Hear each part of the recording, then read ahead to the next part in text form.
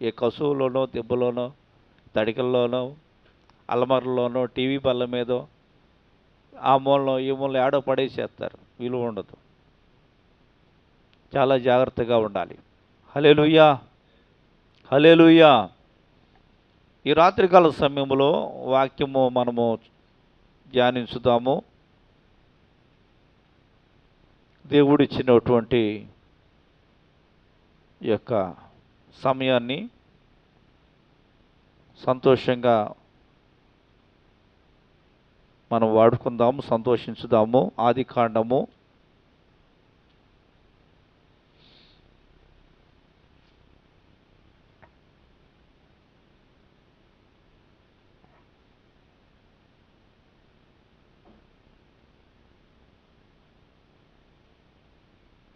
18వ అధ్యాయము 10వ వచనం చదువుదాం.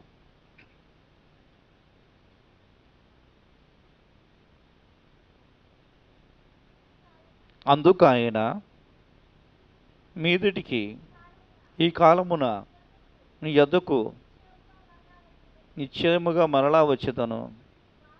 అప్పుడు నీ భార్య అయిన శారాకు ఒక కుమారుడు కలుగునని చెప్పాను. శారా ఆయన వెనుక ఉండిన గుడారపు ద్వారమందు నిలిచి ఉండెను. అబ్రహామును శారాను బహుకాలము గడిచిన వృద్ధులై ఉండిరి. స్త్రీధర్మము శారాకు నిలిచిపోయిన గనుక శారా, నేను బలము ఉడికిన దానినై తర్వాత నాకు సుఖము కలుగునా, నా యజమానుడు వృద్ధుడై ఉన్నాడు కదా అని తనలో తాను నవ్వుకొనెను. అంతటా యెహోవా అబ్రహాముతో, వృద్ధురాలనైనా నేను నిశ్చయముగా ప్రసవించదనా అని శారా నవ్వనేలా? యెహోవాకు అసాధ్యమైనది ఏదైనా ఉన్నదా? మీదిటికి ఈ కాలమున నిర్ణయ కాలమందు నీ యొద్దకు తిరిగి వచ్చేదను. అప్పుడు శారాకు కుమారుడు కలుగునెను. శారా భయపడి, నేను నవ్వలేదని చెప్పగా ఆయన, అవును, నువ్వు నవ్వితీవి అనెను. దేవుని స్తోత్రం కలుగునుగాక. చాలామందికి ఏమిటంటే దేవుడంటే నమ్మకం ఉండదు. చాలామందికి ఏంటంటే దేవుడంటే విశ్వాసం ఉండదు. ఏదైనా మన జీవితంలో ఒక సమస్య ఉండొచ్చు, లేకపోతే ఒక శ్రమ ఉండొచ్చు, లేకపోతే ఒక మానసికమైన బాధ ఉండొచ్చు, లేకపోతే ఒక అనారోగ్యము, ఒక వ్యాధి ఉండొచ్చు. ఏది ఏమైనప్పటికీ కూడా ఇక్కడ మనం చదివినటువంటి మాట ఏమిటంటే, దేవుడు మనము నమ్మితే దేవుడు మనకి ఏదైనా చేస్తాడు అనేది మనం నమ్మాలి. దేవుని స్తోత్రం కలుగునుగాక. ఏం చేయాలండి? మనము నమ్మితే దేవుడు ఏదైనా చేయగలడు. చెప్పండి, మనము నమ్మితే, చెప్పండి నోరు తెరిచి, మనం నమ్మితే దేవుడు ఏదైనా చేయగలడు. ఎంతమందికి ఆ విశ్వాసం ఉందండి? ఎంతమందికి ఉంది ఆ విశ్వాసం? ఏదైనా నాకు చేయగలడు అని. అబ్రహాము ఆ యొక్క హారాను దేశంలో కాపురం ఉంటా ఉన్నప్పుడు దేవుడు అబ్రహామును దర్శించాడు. ఒక మానసికమైన వేదనతో బాధపడుతున్నాడు, ఒక ఆధ్యాత్మికమైన చింతతో బాధపడుతున్నాడు. ఎందుకు అంటే ఆయనకి డబ్బు ఉంది, ఆస్తి ఉంది, పనివారు ఉన్నారు, కుటుంబం ఉంది, కానీ సంతానము లేదు ఆయనకి. ఏమి లేదండి? చెప్పండి, ఏమి లేదు? సంతానం లేదు. ఇంత ఆస్తి ఉండి ఏం ఉపయోగం అండి? ఇంతమంది పనివారు ఉండ ఏం ఉపయోగం? నాకు సంతానమో లేదా అని బాధపడుతున్నాడు. ఆ సమస్యకు పరిష్కారం ఏమిటి అని ఆలోచించుకొని మనుషుల వలన చేసే ప్రయత్నాలన్నీ చేశాడు. ప్రయోజనమో లేదు. తరువాత నన్ను సృష్టించిన దేవుడు ఉండకపోతాడా? నన్ను సృష్టించిన దేవుడు నా మాట వినకపోతాడా అని ఆకాశం వైపు చూసి ప్రార్థన చేస్తా ఉన్నాడు. దేవునికి మహిమ కలుగునుగాక. మనం కూడా ఏం చేయాలండి? మన శ్రమలో ఉన్నప్పుడు, బాధల్లో ఉన్నప్పుడు మనం ఎవరిని గుర్తు చేసుకుంటాం? దేవుణ్ణి గుర్తు చేసుకుంటాం. దేవుడు ఎందుకు నన్ను పుట్టించాడో, దేవుడు ఎందుకు నాకు ఈ బాధలు పెట్టాడో, దేవుడు నాకెందుకు ఈ శ్రమలు పెట్టాడో, దేవుడు నాకెందుకు ఈ సంతోషాలైన జీవితాన్ని ఇచ్చాడో, దేవుడు నాకెందుకు ఈ కుటుంబాన్ని ఇచ్చాడో అని మనం బాధపడుతూ దేవుని జ్ఞాపకం చేసుకుంటూ ఉంటాం. దేవుని స్తోత్రం కలుగునుగాక. అబ్రహాము కూడా దేవుని జ్ఞాపకం చేసుకుని నన్ను సృష్టించిన దేవుడు ఉంటే ఆయన మాట్లాడాలా అని ప్రార్థన చేస్తున్నాడు. మనం కూడా ఏం చేయాలండి? ఏం చేయాలి? ప్రార్థన చేయాలి. ఎవరికి చేయాలి? ఎవరికి చేయాలి ప్రార్థన? మనల్ని సృష్టించిన దేవుడు ఎవరైతే ఉన్నారో ఆయనకు ప్రార్థన చేయాలి. దేవుని స్తోత్రం కలుగునుగాక. మనం సృష్టించిన దేవుడు ఒక్కడే. ఆయనే చెప్తున్నాడు, నేనే నిన్ను సృష్టించాను, నేనే నిన్ను నిర్మించాను అని పలికే దేవుడు ఒకే ఒక్క దేవుడు, ఆయనే మనం ప్రభువే. దేవుని స్తోత్రం కలుగునుగాక. అబ్రహాం ప్రార్థన చేసుకుంటా ఉన్నప్పుడు అబ్రహాంతో మాట్లాడాడు, ఇదిగో నేను నిన్ను గొప్ప జనముగా చేస్తాను, నేను చూపించినప్పుడు దేశానికి నువ్వు వెళ్ళి అక్కడ కాపురం ఉండు, అక్కడ నువ్వు ఉండి నన్ను సేవించు అని చెప్పాడు. అబ్రహాము వెంటనే బంధువులు విడిచిపెట్టి, రక్త సంబంధికులను విడిచిపెట్టి, ఉన్న ఊరు వదిలిపెట్టి, గ్రామాన్ని వదిలిపెట్టి, అందరిని వదిలిపెట్టి ఒకే ఒక్క మాట దేవుడు పలికాడు. ఆ ఊరి నుంచి ఆ దేవుడు చూపించిన దేశానికి ప్రయాణమై వెళ్ళిపోతూ ఉన్నాడు. దేవుని స్తోత్రం కలుగునుగాక. హల్లెలూయా. నీవు నేనైతే వెళ్తామండి? మనమైతే వెళ్తామా? నేను నీకు చూపించే దేశానికి వెళ్ళు, అక్కడ ఉండు అంటే వెళ్తామా? మనకి ఇక్కడ ఎన్ని ఆస్తులు ఉన్నాయి, పొలాలు ఉన్నాయి, బంధువులు ఉన్నారు, వీళ్ళందరినీ వదిలిపెట్టి మనమేడ పోతాంలే అనుకుంటాం. కానీ అబ్రహాము అలాగనలేదు. నిజంగా ఆకాశం నుంచి ఆయన నాతో మాట్లాడాడు. ఆయన నిజంగా ఆయన దేవుడు అయి ఉంటాడంటే ఒక పట్టుదలతో కూడినటువంటి ప్రయత్నంతో దేవుడు చెప్పినట్టు నేను చేస్తాను అని చెప్పేసి ఆ దేశాన్ని విడిచిపెట్టి ఆయన చూపించిన కానాను దేశానికి వెళ్ళిపోయాడు. దేవుని స్తోత్రం కలుగునుగాక. అందుకని బైబిల్లో దేవుడు ఒక మాట అంటూ ఉన్నాడు, ఏమిటంటే అబ్రహాము దేవుణ్ణి నమ్మెను, అది అతనికి నీతిగా ఎంచబడెను. ఎంతమంది మనము దేవుణ్ణి నమ్ముతామో అది నీతిగా ఎంచబడింది. హల్లెలూయా. ఒక స్థిరత్వం ఉండాలి మన భక్తిలో, ఒక క్రమశిక్షణ ఉండాలి మన భక్తిలో, ఒక విశ్వాసం ఉండాలి మన భక్తిలో, ఒక నమ్మకం అనేది ఉండాలి మన భక్తిలో, ఒక గురి అనేది ఉండాలి మన భక్తిలో. అప్పుడే మనము మేలు అనేది దేవుని దగ్గర నుంచి మనం పొందగలుగుతాం. దేవుని స్తోత్రం కలుగునుగాక.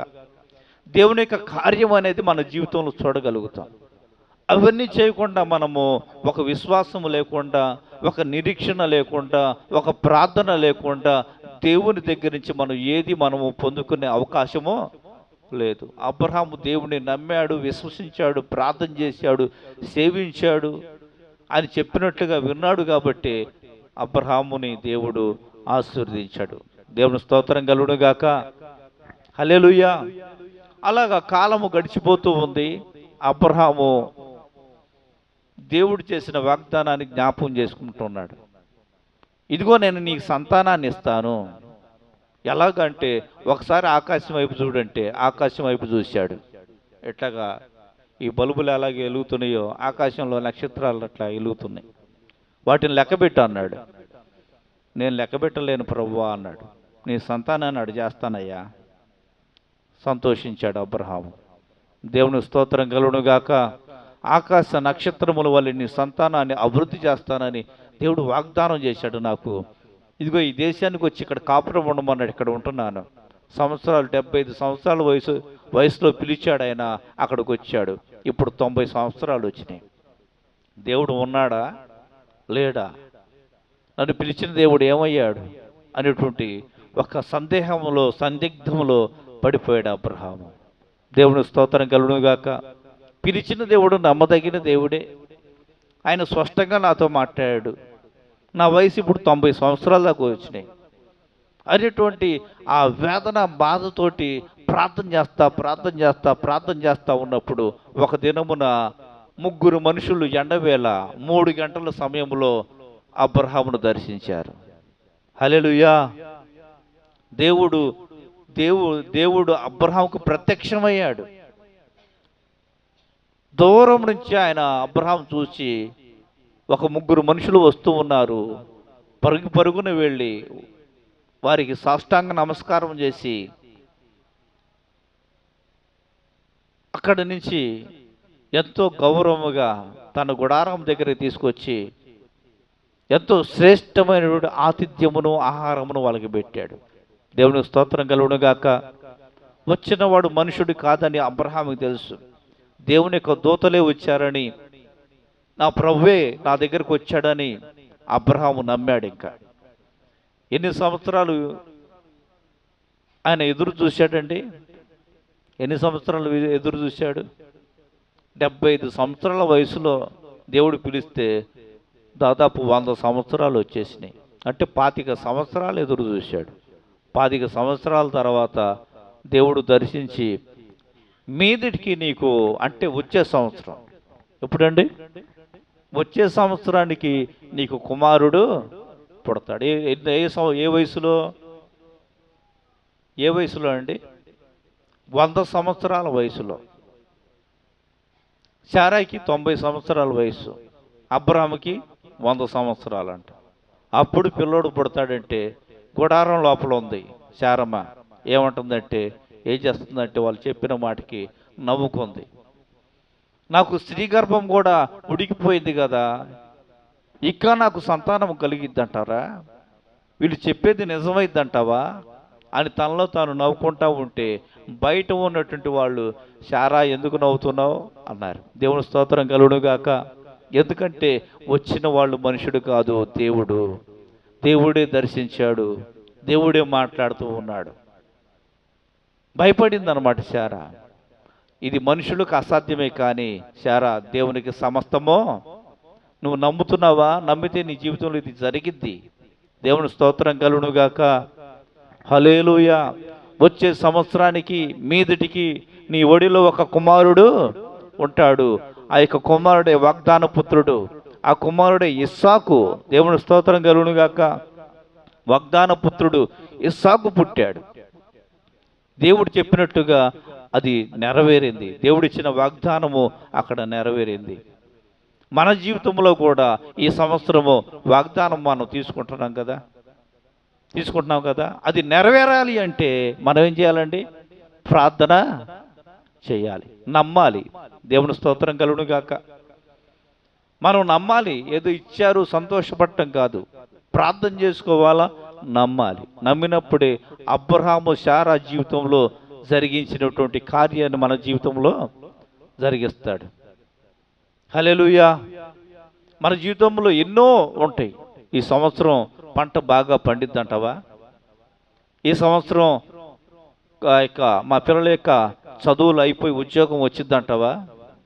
ఈ సంవత్సరము మాకున్న అప్పులన్నీ తీరతాయి అంటావా?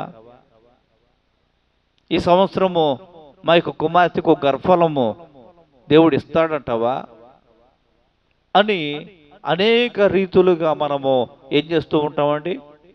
దేవుని కార్యాల కొరకు ఎదురు చూస్తూ ఉంటూ ఉంటాం. దేవునికి మహిమ కలుగునుగాక. అబ్రహాము నమ్మాడు కాబట్టి అబ్రహాము జీవితంలో జరిగింది. శారా సందేహపడుతూ ఉంది. సందేహపడితే దేవుడు ఏమన్నా జవాబిస్తూ ఉన్నాడు? ఇది మనుషులకు అసాధ్యమే, కానీ దేవునికి సమస్తము సాధ్యమే. ఈ రాత్రికాల సమయంలో నీ జీవితంలో ఏది అసాధ్యం అనిపిస్తుంది? ఏది జరగదు అనిపిస్తుంది? ఏది కాదు అని అనిపిస్తుంది? ఏ విషయంలో నిరాశపడుతూ ఉన్నావు? ఏ విషయంలో నీవు నిరుత్సాహపడుతూ ఉన్నావు? ఏ విషయంలో నువ్వు అసంతృప్తిగా ఉన్నావు? ఏ విషయంలో నువ్వు వేదన పడుతూ ఉన్నావు? ఏ విషయంలో నువ్వు దుఃఖపడుతూ ఉన్నావో? ఏ విషయంలో నువ్వు కన్నీరు కారుస్తూ ఉన్నావో? వాటన్నిటిలో కూడా అత్యధికమైనటువంటి గొప్ప జయాన్ని దేవుడు నీకు ఇవ్వటానికి ఆయన సిద్ధంగా ఉన్నాడు. నమ్మిన వారందరూ కూడా ప్రభుని స్తుతించుదాం. హల్లెలూయా, హల్లెలూయా. మరి ఏ కార్యం కొరకు ఎదురు చూస్తున్నారు? 2026 సంవత్సరంలో ఈ కార్యం జరిగితే బాగుండు మా కుటుంబంలో, 2026 సంవత్సరంలో ఈ కార్యం జరిగితే బాగుండు మా జీవితంలో అని ఎదురు చూస్తూ ఉన్నటువంటి వారికి ఇది ఒక గొప్ప సదా అవకాశము, గొప్ప వాగ్దానము.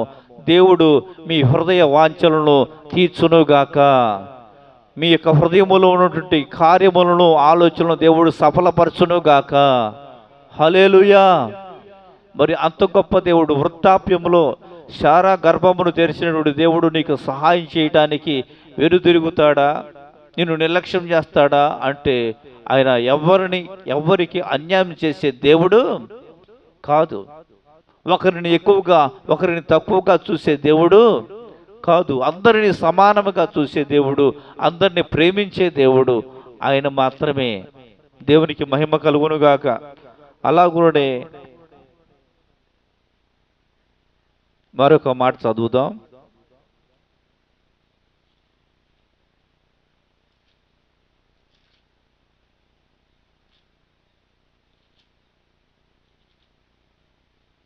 ఇరవై 26వ అధ్యాయము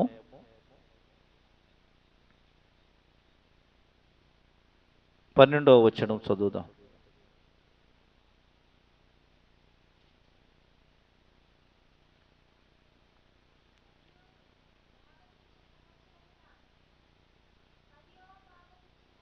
ఆదికాండము 26వ అధ్యాయము 12వ వచనం. ఇస్సాకు ఆ దేశమందున్నవాడై విత్తనము వేసి ఆ సంవత్సరము 100 ఫలము పొందెను. యెహోవా అతన్ని ఆశీర్వదించిన గనుక ఆ మనుషుడు గొప్పవాడైన. దేవుని స్తోత్రం కలుగునుగాక. ఒక మనుషుడు గొప్పవాడు కావాలి అంటే, ఒక మనుషుడు ఐశ్వర్యవంతుడు కావాలి అంటే, ఒక మనుషుడు ఆశీర్వదించబడాలి అంటే అది ఎవరి వశం అంటే దేవుని వశము. దేవుని స్తోత్రం కలుగునుగాక. ఫిలిస్తీయుల దేశంలో ఉండి ఇస్సాకు వ్యవసాయం చేశాడు. ఇస్సాకు ఆ యొక్క ఫిలిస్తీయుల దేశంలో పంటను పండించాడు. ఎవ్వరికి పండనంత పంట ఇస్సాకుకి పండిందంట. దేవుని స్తోత్రం కలుగునుగాక. ఇస్సాకు ఆ దేశంలో ఉన్నవాడై విత్తనము వేసి 100 ఫలము పొందాడంట. ఎంతండి? 100 ఫలము. పంటనిచ్చేది ఎవరు అంటే దేవుడే. సమృద్ధిగా పండించేది ఎవరు అంటే దేవుడే. దేవుడు మనకు సమృద్ధినిచ్చేవాడు.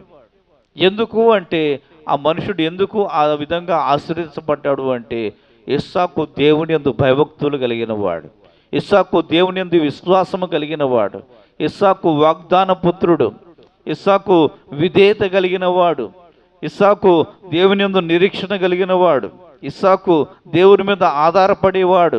ఇస్సాకు ఎదురైనటువంటి తన యొక్క జీవితంలో ఎదురైన ప్రతి పరిస్థితుల్లో కూడా దేవుని జ్ఞాపం చేసుకుంటూ దేవుని మీద ఆధారపడేటువంటి జీవితాన్ని కలిగి ఉన్నాడు కాబట్టి, విశ్వాసాన్ని కలిగి ఉన్నాడు కాబట్టి ఇస్సాకు విత్తనం వేసిన వాడై ఆ సంవత్సరం 100 ఫలము పొందాడంట. దేవుని స్తోత్రం కలుగునుగాక.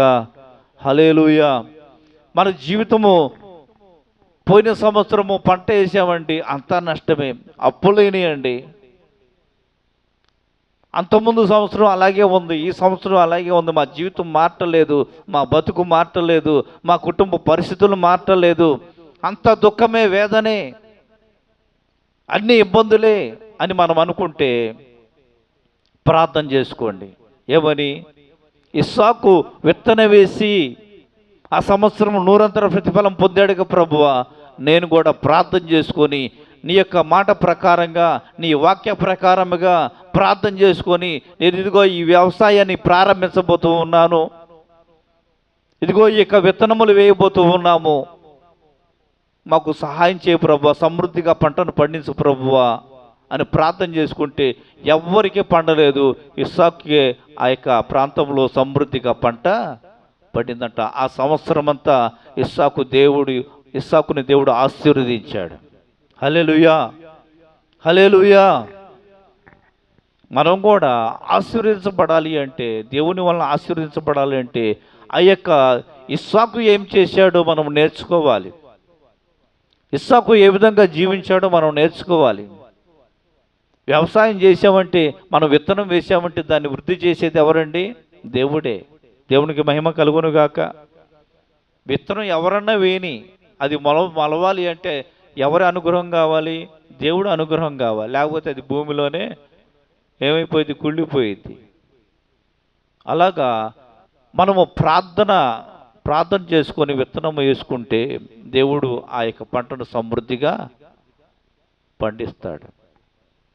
దేవుని మీద ఆధారపడటం మనం నేర్చుకున్నట్లయితే దేవుడు సమృద్ధిగా మనకు ప్రతి విషయంలో కూడా సమృద్ధినిస్తూ ఉంటాడు. అందరము రెండు చేతులు ఎత్తి ప్రభుని స్తుతించుదాం. హల్లెలూయా, హల్లెలూయా. మరి ఎంతమంది వ్యవసాయం చేస్తున్నారు? వ్యవసాయం ఎంతమంది చేస్తున్నారండి? చేతులు ఎత్తండి.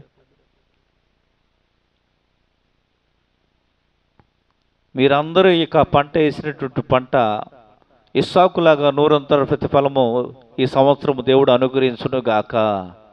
హల్లెలూయా. అంటే ఎలాగే ఇస్తాడంటే మనం దేవుని మీద ఆధారపడుతూ ఉండాలి, ప్రార్థనకు వస్తూ ఉండాలి, ప్రతి ఆదివారం దేవుని సన్నిధికి వస్తూ ఉండాలి. దేవుడు ఏమంటూ ఉన్నాడంటే 6 దినములు పని చేసుకోండి, 7వ దినమును విశ్రాంతి దినమును పాటించండి అన్నాడు. హల్లెలూయా. మనం ఏం చేస్తున్నామంటే 7వ దినము కూడా మాదే అని చెప్పి పరుగులు తీస్తూ ఉన్నాం, కానీ మనకు నిరాశే ఎదురవుతుంది.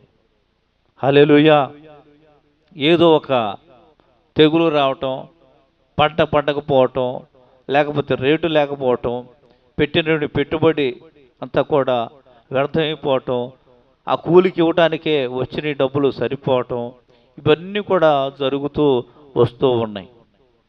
చాలా ఇక గ్రామంలో వారు విత్తనాలు తెచ్చుకొని మందిరానికి తీసుకొచ్చింది ఇక దైవజనుల ద్వారాగా ప్రార్థన చేసుకొని విశ్వాసంతో వారి యొక్క విత్తనాలను నాటుకుంటూ నూరంతర ప్రతిఫలం పొందుతున్నారు, సమృద్ధి అనే జీవనం పొందుతున్నారు. అటువంటి విశ్వాసంలోనికి మనందరం రావాలని నేను ప్రార్థన చేస్తూ ఉన్నాం. హల్లెలూయా, హల్లెలూయా. ఇందాక మనం చదువుకున్నటువంటి వాక్య భాగంలో వచ్చే సంవత్సరానికి నీకు కుమారుడు పుడతాడు అంటే దేవుడు చెప్పినది ఆ వాగ్దానం అక్కడ నెరవేరింది. ఇక్కడ ఆ సంవత్సరం విత్తనం వేసి ఇస్సాకు నూరంతర ప్రతిఫలం పొందాడు. ఎందుకనగా దేవుడు ఆ వ్యక్తిని ఆశీర్వదించాడు కాబట్టి ఆ వ్యక్తి గొప్పవాడయ్యాడు. మనం గొప్పవాళ్ళం కావాలి అంటే దేవుని ఆశీర్వాదం ఉండాల, దేవుని యొక్క అభిష్టం ఉండాల, దేవుని యొక్క కృప ఉండాల. అది లేకుండా మనం గొప్పవారము, మనకు శక్తి ఉండొచ్చు, బలం ఉండొచ్చు, జ్ఞానం ఉండొచ్చు, అన్నీ ఉండొచ్చు, కానీ దేవుని యొక్క కృప లేకపోతే ఏది ప్రయోజనకరం కాదు. హల్లెలూయా. కాబట్టి దేవుడు అనేటువంటి ఆ యొక్క మహోన్నతుడు యొక్క ఉనికి మన జీవితంలో కలిగి ఉండటం అనేది మనకు అది ఎంతో మేలుకరం అండి, ప్రయోజనకరం. దేవుడు లేకుండా మనం ఏం చేసినా కానీ అది ఆశీర్వాదము కాదు. దేవునికి స్తోత్రం కలుగును గాక. హల్లెలూయా. ఆయన మాట ప్రకారంగా మనం చేసినట్లయితే ఎన్నో కార్యాలు మన జీవితంలో జరుగుతూ ఉన్నవి. లూకా సువార్త చూద్దాం. లూకా సువార్త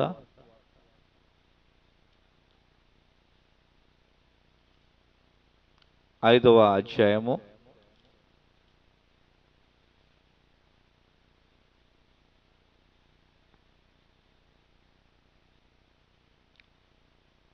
4వ వచనం. లూకా సువార్త 5వ అధ్యాయము 4వ వచనము. ఆయన బోధించుట చాలించిన తరువాత నీవు దోణిను లోతుకు నడిపించి చేపల పట్టుటకు మీ వలలు వేయుడని సీమోనుతో చెప్పాను. సీమోను, ఏలినవాడా, రాత్రంతయు మేము ప్రయాసపడితిమి కానీ మాకేమీ దొరకలేదు. అయినను నీ మాట చొప్పున వలలు వేతునని ఆయనతో చెప్పాను. వారు అలాగు చేసి విస్తారమైన చేపలు పట్టిరి. దేవుని స్తోత్రం కలుగునుగాక. హల్లెలూయా. ఇక్కడ ప్రభు ఒక కార్యం చేసి ఉన్నాడు. ఏమిటి అంటే, సీమోను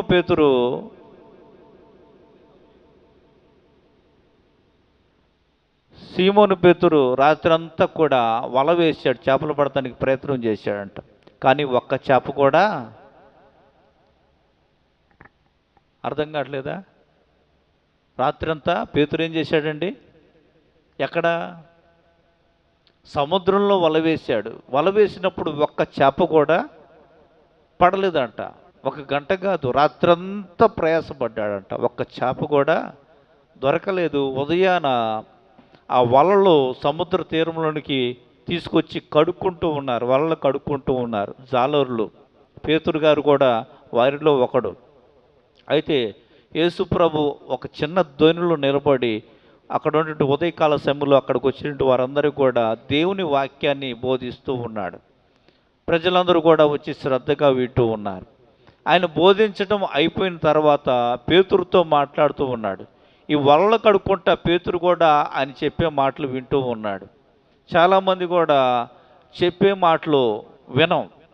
దేవుని యొక్క మాటలు అంటే ఆ దేవుడి మాటలంటే ఏముందిలే అన్నటువంటి నిర్లక్ష్యంగా ఉంటారు. కానీ పేతురు శ్రద్ధగా వలలు కడుక్కుంటా వింటా ఉన్నాడు దేవుడి మాటలు.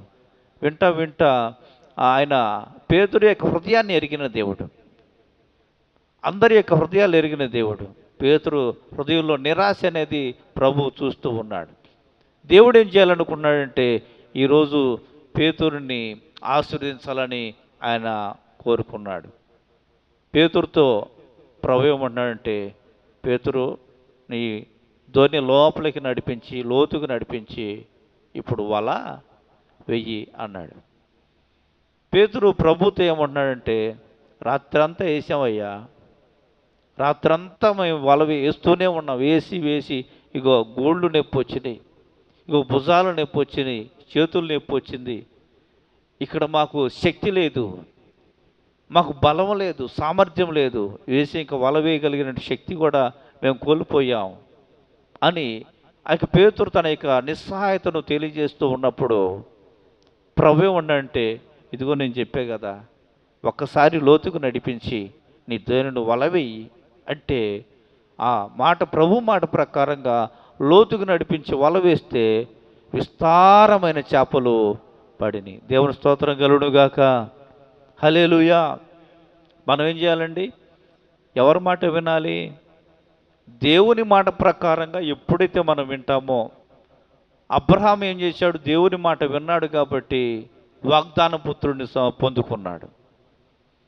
ఇస్సాకు దేవుని మాట విన్నాడు కాబట్టి విత్తనం వేసి 100 ప్రతిఫలము పొందుకున్నాడు. పేతురు ఇక్కడ దేవుని మాట విన్నాడు కాబట్టి ఏం జరిగింది? ఇక్కడ వల వేసిన తర్వాత విస్తారమైన చేపలు పడ్డాయి. దేవుని స్తోత్రం కలుగునుగాక. హల్లెలూయా. మన జీవితం కూడా ఆశీర్వాదకరంగా ఉండాలి అంటే, మన జీవితం కూడా దేవునికరంగా ఉండాలి అంటే, మన కుటుంబంలో సంతోషం ఉండాలి అంటే, మన కుటుంబంలో సమాధానం ఉండాలి అంటే, మన కుటుంబంలో దేవుని యొక్క కార్యాలు జరగాలి అంటే మనం ఏమి చేయాలంటే దేవుని మాట వినాలి. దేవుని స్తోత్రం కలుగునుగాక. హల్లెలూయా. ఏమి చేయాలండి? దేవుని మాట వినాలి. చూద్దాం, యోబు రాసినటువంటి పత్రిక, యోబు రాసిన గ్రంథం చూద్దాం. 36వ అధ్యాయము, యోబు గ్రంథము 36వ అధ్యాయము 11వ వచనం చదువుదాం.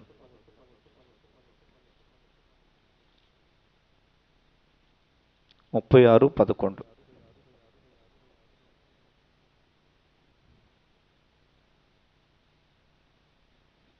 బైబిల్ గ్రంథం ఉన్నటువంటి వారు యోబు గ్రంథం 36వ అధ్యాయము 11వ వచనం చదువుదాం.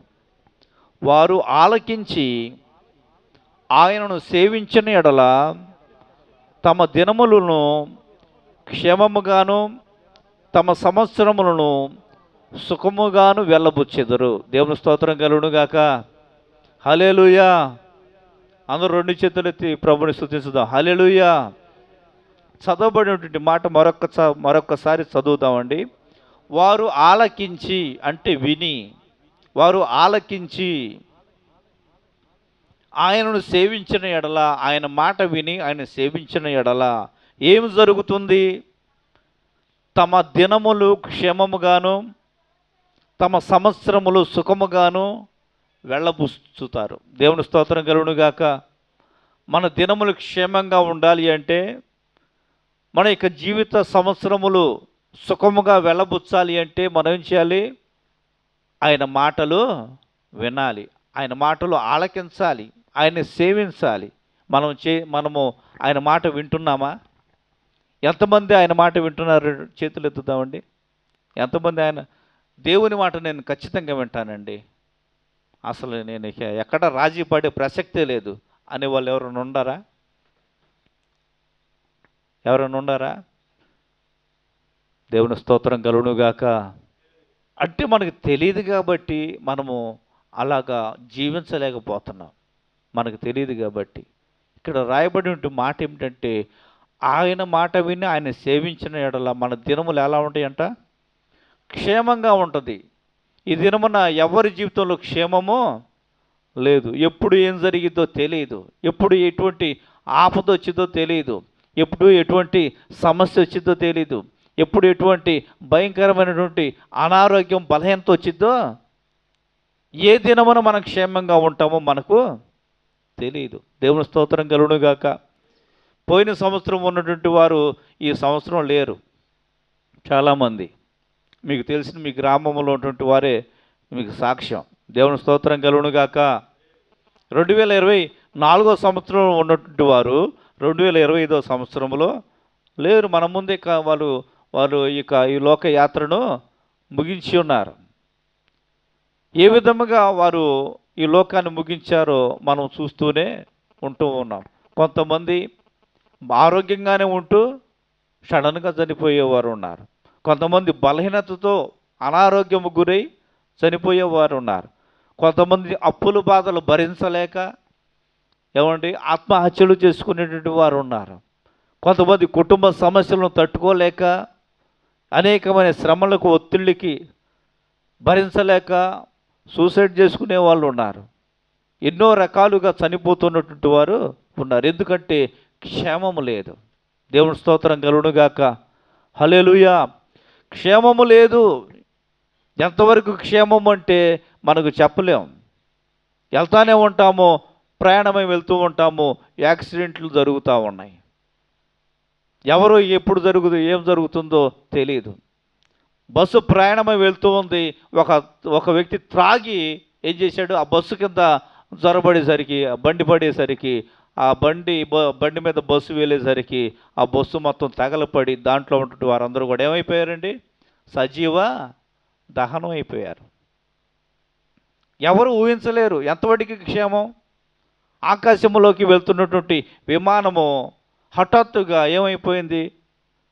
ఆ ఇంజిన్ పనిచేయక దాంట్లో ఉన్నటువంటి వారందరూ కూడా ఒక కాలేజీ మీద వచ్చి పడింది ఆ విమానం. దాంట్లో ఉన్నటువంటి వాళ్ళందరూ కూడా చనిపోయారు. ఆ కాలేజీలో సంతోషంగా భోజనం చేస్తా, నర్సింగ్ చేసేటువంటి వాళ్ళు భోజనం చేస్తూ ఉన్నటువంటి ఆ టైంలో హాస్టల్ మీద వచ్చి పడటం వల్ల అక్కడ ఉన్నటువంటి వారు కూడా చనిపోయారు. క్షేమము లేదు. దేవుని స్తోత్రం కలుగునుగాక. హల్లెలూయా. మనకు క్షేమం ఎలా వస్తుందంటే వాక్యం సెలవిస్తుంది, ఆయన మాట ఆలకించి ఆయన సేవించిన ఎడల మీ దినములను క్షేమముగాను మీ సంవత్సరములు ఎలాగా సుఖముగా వెళ్ళబుచ్చెదరు. దేవునికి మహిమ కలుగునుగాక. ఈ రాత్రికాల సమయంలో ఎంతకాలం మనం ఎలాగ ఉన్నామో, ఎంతకాలం ఎవరి మీద ఆధారపడ్డామో ఈ రాత్రికాల సమయంలో దేవుడు సెలవిస్తూ ఉన్నాడు.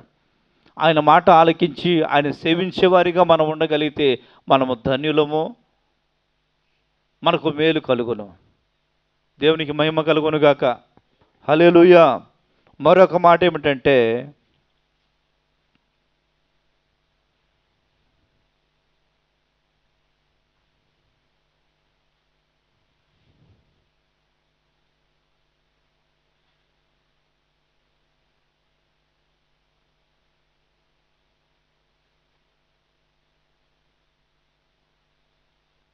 సామెతల గ్రంథము 9వ అధ్యాయము 11వ వచనం చదువుతాం.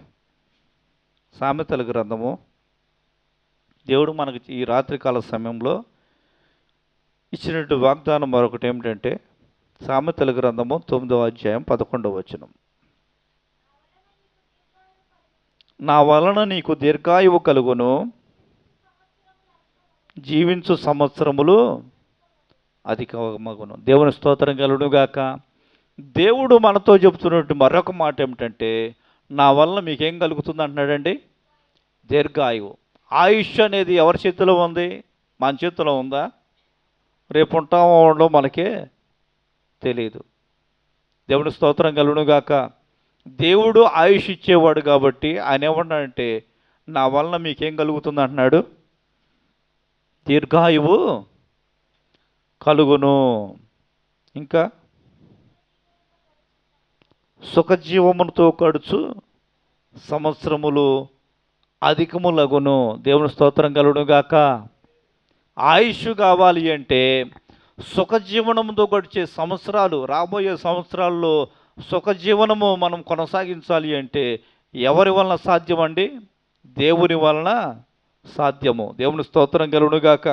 కనుకనే ఆయన సన్నిధిలో ఉండాలి మనము. కనుకనే ఆయన సన్నిధిలో ఆయన ఆరాధించాలి మనం. కనుకనే ఆయన ప్రార్థన చేయాలి. ఆయన మీద ఆధారపడి జీవించడం మనం నేర్చుకోవాలి. మనము ప్రతి ఆదివారం దేవుని సన్నిధికి వెళ్ళాలి. ప్రతి ఆదివారం ప్రభువుని ఆరాధించాలి. దేవునికి సమయాన్ని ఇవ్వాలి. దేవునికి ప్రాముఖ్యత ఇవ్వాలి. ఆ విధముగా మనము జీవించినట్లయితే దేవుడు మనకు తోడై ఉంటాడు. దేవుని స్తోత్రం కలుగునుగాక. హల్లెలూయా. దేవుడు మనకు తోడై ఉండి ఆయన ఏమిస్తాడంటే మనకు ఆయుష్ను ఇస్తాడు. ఆయుష్ను, ఆరోగ్యమును, సుఖజీవనంతో గడుచు సంవత్సరాలు మనకు అనుగ్రహిస్తానని ఆయన వాక్యము తెలియజేస్తూ ఉన్నది. దేవునికి మహిమ కలుగునుగాక. హల్లెలూయా. భక్తుడు ఇలా అనుకుంటున్నాడు, నేను జీవించిన సంవత్సరాలు ఎలా ఉన్నాయి, ఎలా గడిచినాయి, ఎంతో సంతోషంగా ఉండి ప్రభులో నేను ఏ విధంగా జీవించాను అని జ్ఞాపం చేసుకున్న ప్రతి సంవత్సరం కూడా ఈ సందర్భంలో హల్లెలూయా. కీర్తనాకారుడైనటువంటి దావీదు 77వ కీర్తన 5వ వచనము చదువుదాం. 77వ కీర్తన 5వ వచనం చదువుదాం.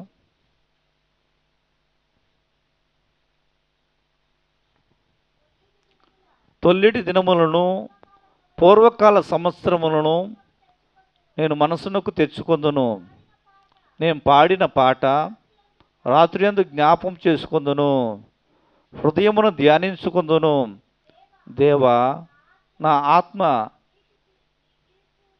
నీ తీర్పు మార్గమున శ్రద్ధగా వెతుకుచున్నది. దేవుని స్తోత్రం కలుగునుగాక. హల్లెలూయా.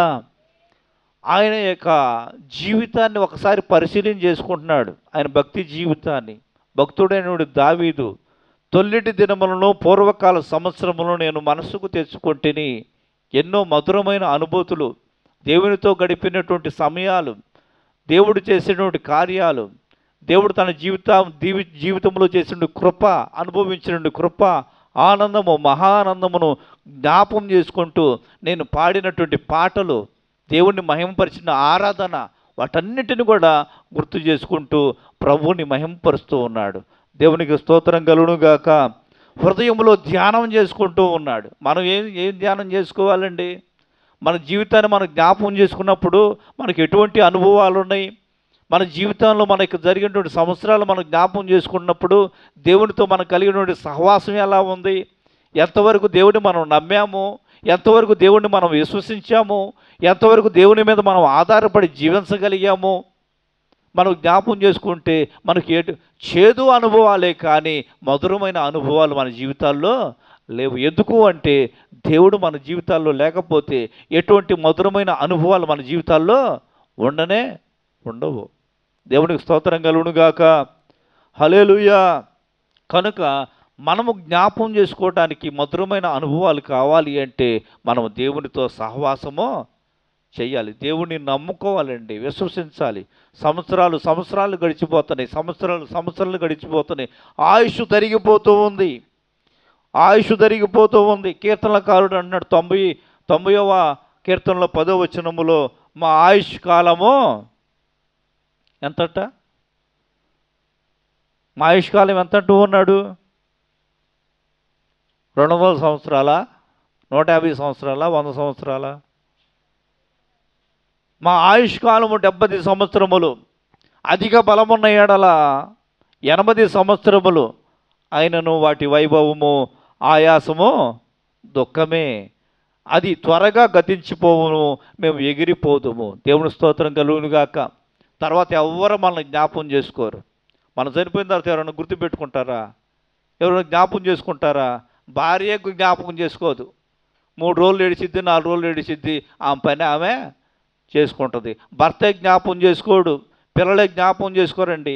ఒక వారం, ఒక 10 రోజులు అయిన తర్వాత ఎవరి పనులు వాళ్ళు బిజీగా చేసుకుంటూ పోతూ ఉంటారు. దేవుని స్తోత్రం కలుగునుగాక. అది త్వరగా అయిపోతుంది.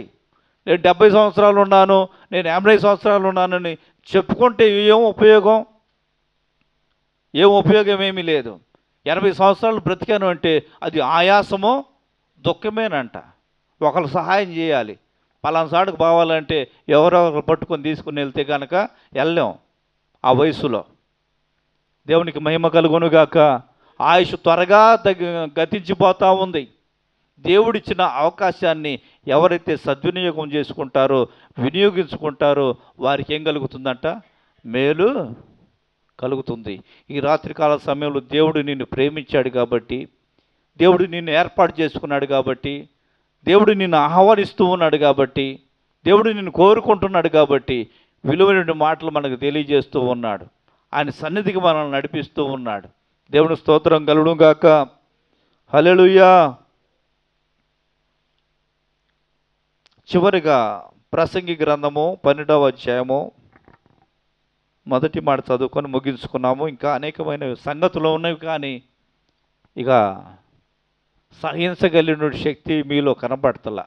అందరూ కళ్ళు మూతలు పడిపోతున్నాయి. నీరసం వచ్చేసింది, ఎప్పుడైపోయిద్దా అని ఎదురు చూస్తున్నారు.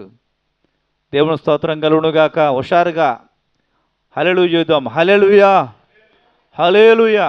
ఇంకా కార్యక్రమం ఉంది, కేక్ కటింగు, ఆరాధన, క్యాంటీన్ ఆరాధన. అది కూడా మనం ఆ కార్యక్రమం చేసుకొని ముగించుకుందాం. ప్రసంగి గ్రంథము 12వ అధ్యాయము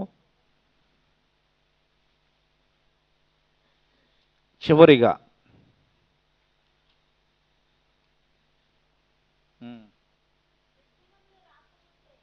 దుర్దినములు రాకముందే ఇప్పుడు వీటి యందు నాకు సంతోషము లేదని నీవు చెప్పు. సంవత్సరము రాకముందే తేజస్సునకు, సూర్యచంద్ర నక్షత్రములకు చీకటి కమ్మక ముందే, వాన వెలిసిన తర్వాత, మేఘములు మరలా రాకముందే, నీ బాల్య దినముల యందే నీ సృష్టికర్తను స్మరణకు తెచ్చుకునము. ఆ దినమున ఇంటి కావలి వారు వణుకుదురు, బలిష్ఠులు వంగుదురు, విసురువారు కొద్దిమంది గుట చేత పని చాలించుకుందురు. కిటికీలో కొండ చూచువారు కానలేక ఉందురు. తిరుగటి రాళ్ళు ధ్వని తగ్గిపోవును, వీధి తలుపులు మూయబడును, పిట్ట యొక్క కోతకు ఒకడును లేచును. సంగీతనాదము చేయువారందరూ నిశ్శబ్దంగా ఉంచబడుదురు. ఎత్తుచోటుల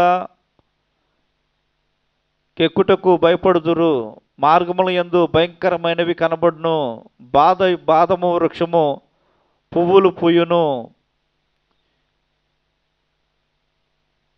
మిడత బరువుగా ఉండును. బుడ్డ బురసకాయ పగులును. ఏలయనగా ఒకడు తన నిత్యమైన ఉనికి పట్టుకు పోవుచున్నాడు. వారి నిమిత్తము ప్రలాపించువాడు వీధులలో తిరగడు. వెండిత్రాడు విడిపోవును, బంగారు గిన్నె పగిలిపోవును, దార యొద్ద కొండ పగిలిపోవును, బావి యొద్ద చక్రము పడిపోవును. మన్నైనది వెనుకటిని వలె మరలా భూమికి చేరును. ఆత్మ దాని దయచేసిన దేవుని యొద్దకు మరలా పోవును. దేవుని స్తోత్రం కలుగును గాక. హల్లెలూయా. ఇదంతా ఏమిటంటే మన జీవితము. ఇదంతా మన జీవితము. దుర్దినలు రాకముందే, ఏ రాకముందే అండి? దుర్దినములు రాకముందే ఇప్పుడు వీటి యందు నాకు సంతోషము లేదని చెప్పు సంవత్సరములు రాకముందే. ఈ సంవత్సరం అసలు ఏం బాగలేదండి. ఈ సంవత్సరం మాకేమీ జరగలేదండి. ఈ సంవత్సరం మాకు అన్ని బాధలేనండి. ఈ సంవత్సరం మాకు అంతా దుఃఖమేనండి అని చెప్పే సంవత్సరం రాకముందే ఏం చేయమంటున్నాడు? నీ బాల్య దినములందు నీ సృష్టికర్తనకు జ్ఞాపకం తెచ్చుకో. నీ సృష్టికర్త ఉన్నాడని జ్ఞాపకం చేసుకో. దేవునికి స్తోత్రం కలుగునుగాక. హల్లెలూయా. ఈ మాటలు ఏమిటి అంటే మన జీవితం, మన జీవనం అన్నీ కూడా ఏమైపోతాయి? పాడైపోతున్నాయి అన్నమాట.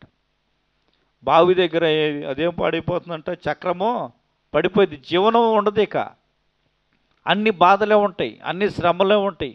ఆ శ్రమలు, బాధలు, కష్టాలన్నీ రాకముందే నీ బాల్య దినములు ఎందు నీ సృష్టికర్తను జ్ఞాపకము చేసుకో. మన్ను అనేది తిరిగి మట్టికి చేరుతుంది. ఆత్మ తను దయచేసిన దేవుని వద్దకు వెళ్తుందంట.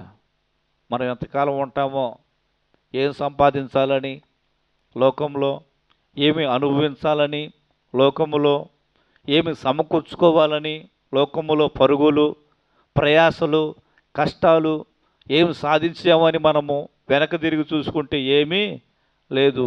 ఇంకా మనము దేవుడు లేకుండా ఇలాగే జీవించినట్లయితే ఒక దినమున మన జీవితం ముగించబడిద్ది.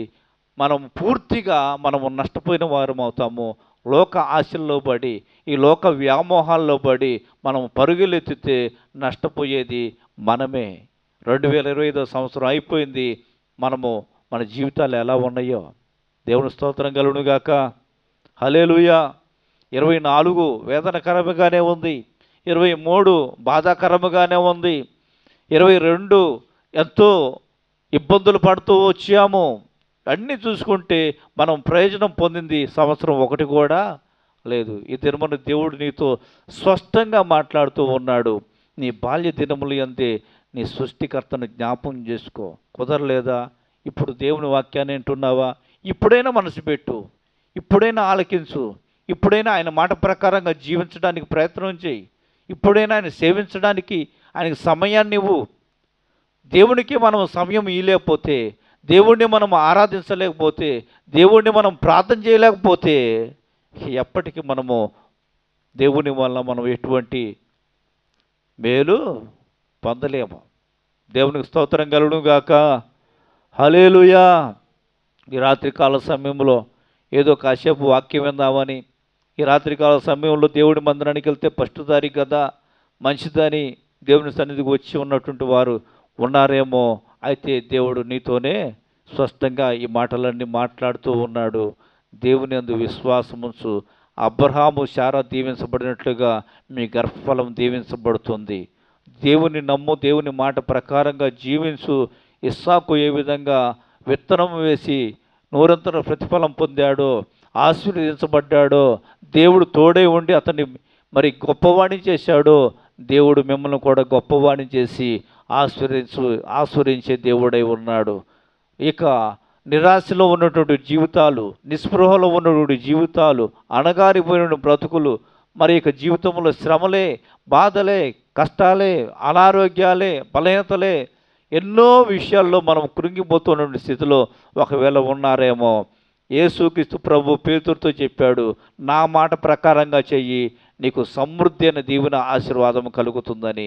పేతురు ఆయన మాట ప్రకారంగా చేశాడు. ఆ యొక్క వల పిగిలిపోయేంత చేపలు, విస్తారమైన చేపలు పడ్డాయి.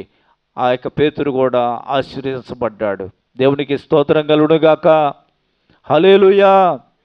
మనము ఏ విధంగా ఉండాలి? ఆయన మాట ఆలకించి ఆయన సేవించే వారిగా ఉంటే మన ఏమవుతుందన్నాడు? మన దినములు క్షేమముగాను, మన సంవత్సరములు సుఖముగా వెళ్ళబుచ్చుతాం. మరి ఆ విధముగా ఉండాలి అంటే మనం ఏం చేయాలి? ప్రతి ఆదివారం దేవుని మందిరానికి వస్తా, ప్రార్థన చేసుకుంటా, దేవుణ్ణి స్తుతించుకుంటా దేవుని మీద విశ్వాసం ఉంచుతూ ఉంటే వారి జీవితాల్లో దేవుడు చేసినటువంటి కార్యాలు మన జీవితాల్లో కూడా దేవుడు చేయటానికి ఆయన సిద్ధముగా ఉన్నాడు. దేవునికి మహిమ కలుగునుగాక. మరి రాబోయే సంవత్సరము మీకు మీ కుటుంబాలకు మీ జీవితాల్లో ఆశీర్వాదకరముగా ఉండునుగాక, మేలుకరముగా ఉండునుగాక, దేవునికరముగా ఉండునుగాక, ఘనముగా ఉండునుగాక, గొప్పగా ఉండునుగాక. మీరందరూ కూడా అన్ని విషయాల్లో వర్ధిల్లుదురుగాక. ఈ మాటలు దేవుడు దీవించి ఆశీర్వదించి ఫలింపచేయునుగాక. ఆమేన్. హల్లెలూయా. కనుచూపు మేరలోన ఏ